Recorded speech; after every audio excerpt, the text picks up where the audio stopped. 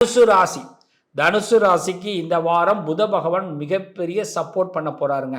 2வது வீட்டிலிருந்து 3வது வீட்டுக்கு போறார் ஜனவரி மாதம் 29ஆம் தேதி. ஸோ இந்த வாரத்தை பொறுத்த வரைக்கும் புதன் உங்களுக்கு என்ன பண்ணுறாருன்னா, உங்கள் குடும்ப உறுப்பினர்களுக்கு மத்தியில் உங்கள் பேர் கௌரவத்தை ஏற்படுத்த போகிறார்.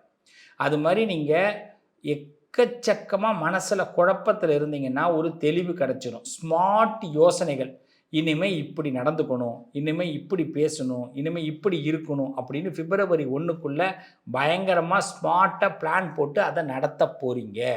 அரசியல் சார்ந்தவர்களுக்கு மிக யோகம் உண்டு.